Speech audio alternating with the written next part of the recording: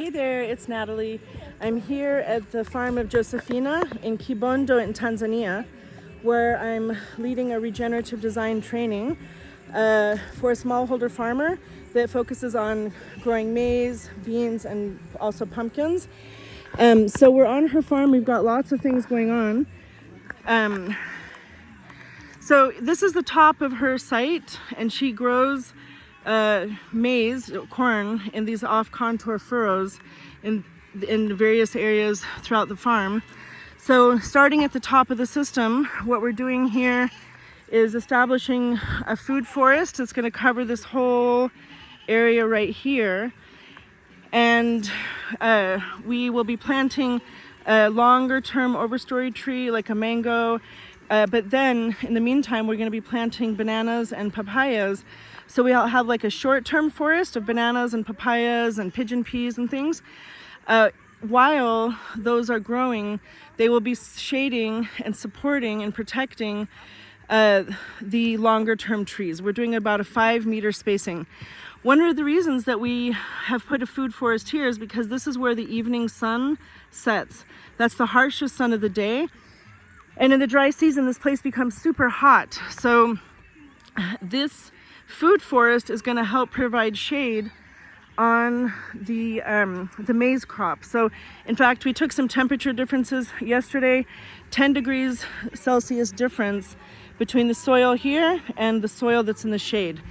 It's not even 1 p.m. yet. As that sun sets, this shade grows and continues to protect this maize here. So we're going to extend that food forest to continue to protect the rest of the maize. Let me come over here. We've got 5 different teams, 5 stations. We've got about 50 people in total.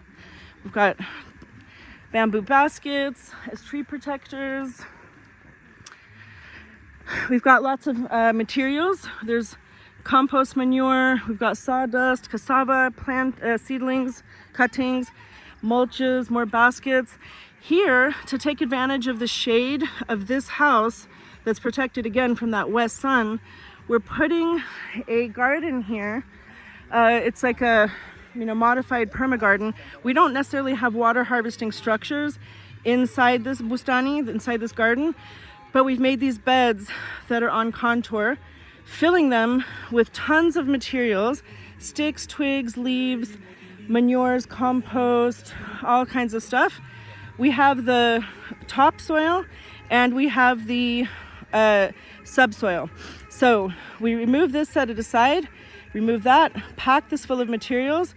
This is now going to come back and be covered with the topsoil, surrounded with stones. The bottom of it, by the way, we use this A-frame to measure the bottom of the bed to make sure it's completely even, so that when rain falls, water will spread and ensure that the plants on top are going to have even moisture distributed throughout the entire bed. This is only something that is done every 5 years. This will be enough fertility for the next 5 years. After we plant it, this is basically going to be like a compost pile, a compost pit with a garden on top, and a water storage tank with a garden on top. So then the plan will be that we'll fence all the way around, and we've got 6 beds here. We'll also try to we left space to add some bananas and papayas around that will grow quickly and help also to add dappled shade. The fence is also going to add shade and protection from both wind and sun.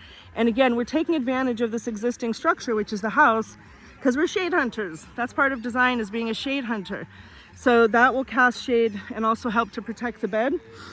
Up here, this is an intersection. We've got one road here and another road here. And just at this corner, we're also establishing a food forest. Why are we doing a food forest? We're trying to integrate perennial stability and kind of anchor the corners of the site with this food forest and that one. And what we mean by food forest is this is a water harvesting, sorry, you know that we're going to slope this down, right? Yeah. Where's Cece? Hey, Cece, can we just make sure that we're sloping this and shaping it the same way like that one? Can you see how Cece's doing it? Yeah. Okay. So, you know, we're still learning. This is quite sloped and doesn't need to be so deep. I mean, not sloped, but straight edged. Here we'll put, again, the main long-term tree, a banana, a papaya, and there's different ways to do these, okay? I mean, the point is, water's heading this direction. We want to create water harvesting structures that are going to trap that water, and we still want water to go underground, downhill, which it will. We just want that to happen under the soil, not over the soil.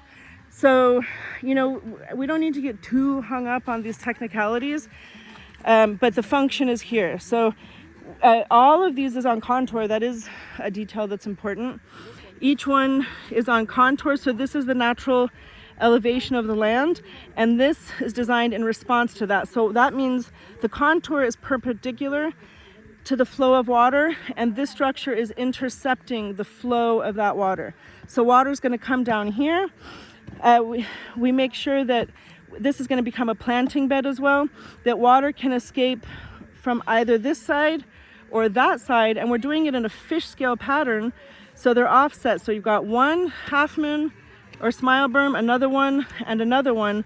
So water from here will flow either to that one or to this one, and then now they're measuring another one, that water from these will pour into the next, into the next. So this entire system is fill and spill and fill and spill, and we're going to continue to do this entire area with half moons. And what that will do is going to create a soakage zone, okay? When we do earthworks, really, it's like creating throats in the landscape. And these throats, you know, swallow and swallow and swallow and quench and hydrate all of this land.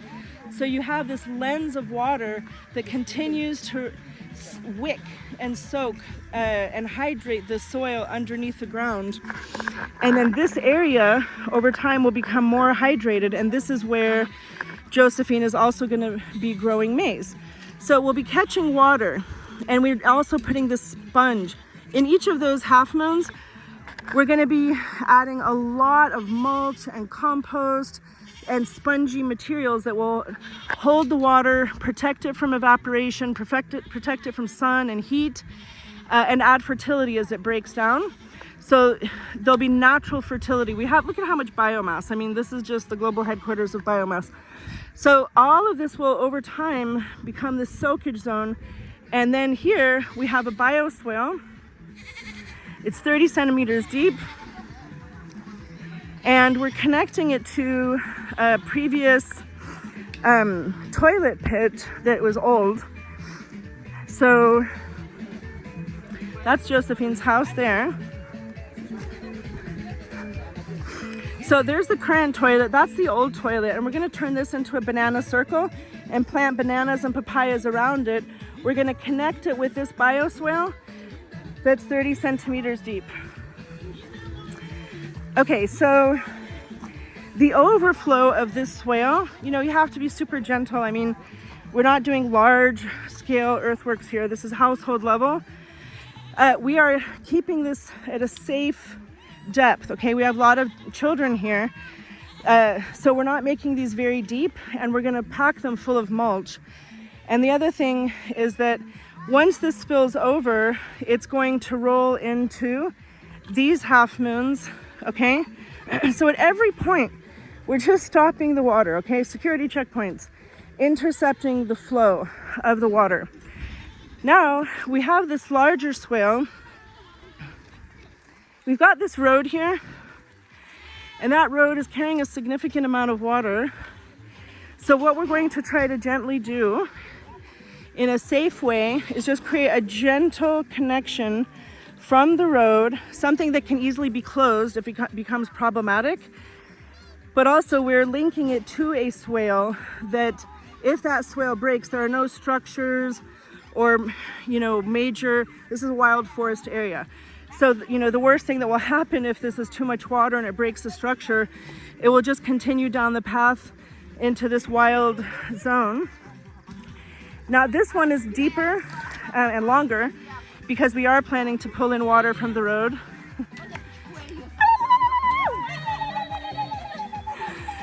So this is 50 centimeters deep. And look at this, I just want to pay attention to the shape of this swale.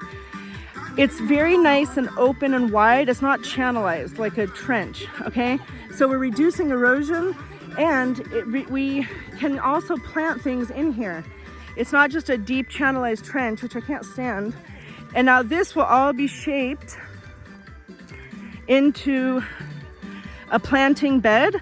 But of course, we're gonna measure the water line and do everything technically properly so that we don't have low or weak points in the berm. Now, for making a spillway, the spillway, so if this is 1.5 meter swale and a 1.5 meter berm, your spillway must be the width of the swale plus the width of the berm, minimum, okay, minimum. It can be more than that, it cannot be less than that. So in fact, what we're doing here, you can see that we have these off-contour furrows allowing water to escape and making the soil and the maize, prematurely dry. What we're going to do is extend this swale to the end here, and we're actually going to remove the berm. We're going to have about probably 8 meters of no berm at all. Why? Because we're going to be bringing that water in from the road to travel through this bioswale, which will be covered with, filled with lots of mulch. We do have quite, sandy, loamy soils here. There was a big rain last night, huge rain. When we arrived this morning, there was no water in the swales, okay? If this were black cotton soil, that would be a very different thing, because that's like pure clay and it doesn't move. It just becomes impervious. But this has massive drainage. So in fact, we probably don't need as many like safety measures, but it doesn't matter, we're doing it anyway. Here, we're gonna remove this entire berm. A lot of people don't realize you don't actually have to have a berm on your swale. So just as an example, if we had a house over here and we don't want water hitting the house, we would make the exit point away from the house, and we could pick it up by another swale or another system of half moons or any other type of water harvesting structure. But here what we're going to do, because this is a maize planting area, we're going to remove some of this berm so that when it fills up and there's excess water, it will just gently sheet flow off, in an even flow, in a sheet flow, and that's called a level sill spillway. So this entire part of the swale will have no berm, and that will just allow water to gently sheet off and hydrate this whole maize area. So we also have to design for the users of the site. We can see here there's a footpath.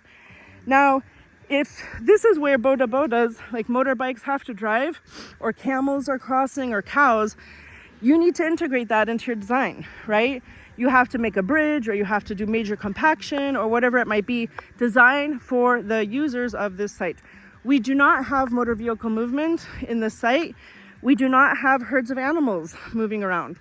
So pedestrians, adults, and children are the users of this space, and that is who we have to design for at every aspect of the design. And again, we're designing to mitigate the 3 thieves of water. The 3 thieves of water are sun, wind, and slope. So we're mitigating the slope thief by creating these contour-based bioswales on contour for passive water harvesting earthworks. The sun thief we are mitigating with trees, mulches, cover crops, which we'll be planting, and same with the wind thief. By the way, on this site, the prevailing winds are also in the same direction as the west sun. So the west sun, the evening sun lands there, sets over there, and that's the same direction as the prevailing wind. So these trees are going to create a wind break to protect the crops from evaporation. So yeah, that's it. I mean, this is just a walkthrough. This is where I started the video, in this food forest here. And we're just gonna do whatever we can to just add sponge to the soil, add hydration. these furrows, if I didn't mention earlier, we're going to show Josephine how to do these new furrows on contour, and then to mulch in between. So, you know, we need to meet a farmer where she is. So if furrows are the way that people plant here, don't come with some, you know, dramas or zy pits. Zy pits are great, especially in places where they actually do zy pits. But this is how Josephine grows her maize. In these furrows, and there's nothing wrong with that at all. This is actually relatively on contour. So here, in fact, we could just improve this system by adding compost and mulching and pumpkins. So we are encouraging 3 sisters, and what 3 sisters comes from Native American agriculture. Again, we're trying to celebrate and apply indigenous knowledge here. As I say, we really, you know, are very excited about AI, which is what I call ancient innovation. So this is how people plant. That's great. How can we build on this and improve it without drastically asking them to like majorly depart from doing things the way they do? So 3 sisters are maize, beans, and pumpkins. Those are 3 sisters that love each other. They love to be together. They don't compete with one another. And so when the maize is about knee high, you can add a bean. She's already done that. That's great. The issue is that if the bean grows so quickly, it can, you know, kind of strangle the maize before it's able to get out of the ground. That's not happening here, so fine. But generally, when maize hits the knee, you can plant a bean. When the maize gets up to your thigh, you can add every 4 meters a pumpkin, and that will just create a giant umbrella to protect from the kinetic energy of raindrops that act like a jackhammer that break up soil. It also provides habitat for little people like frogs and lizards that can eat pests. So the maize sister provides a climbing stalk for the climbing bean sister. The climbing bean sister provides nitrogen for the pumpkin and the maize sister, and the pumpkin provides a protective blanket for the other sisters. So just integrating mulches, making sure we've got compost, you know, biochar. You know, that's another thing that you can integrate here, and just make sure that it's on contour that intercepts the flow of water. Here's a bunch of our A-frames that we made, about 3 big A-frames just to do the larger swale measurements and contour measurements, and 2 smaller swales that we're using in the smaller systems like the trees and the garden beds. But what we did first, just to note, we started at the very top, and then about every 3 meters, we just kept measuring the contours and marking them with ash, just so we can visually kind of do window shopping for contours before we even dig anything. Just to understand the flow of water and energy across the site, and then make a plan. So where's the sun? Where's the wind coming from? Where's the, you know, the longest, highest contour we can find for our longest swale? So, you know, this food forest again is going to soak and hydrate this area for maize. Then you'll have that uphill wicking from that swale, which will also hydrate. So we're just trying to, you know, catch as much water as we can, planting the rain before we plant the crops, slow spread and sink water across the site, and then add tons of spongy materials that will protect the soil, keep it cool and moist. Moist soil is cool soil. I mean, if I had my temperature gun, which is in my backpack, I would show you. It's at least 10 degrees, if not up to 20 degrees cooler under the mulch in the hot season. So adding organic mulches, and by the way, we are not bringing any poison chemicals to this site because it's not ethical or necessary. We are partnering with nature to naturally build the fertility of the site, hold and store as much water as possible, shade and bring perennial stability.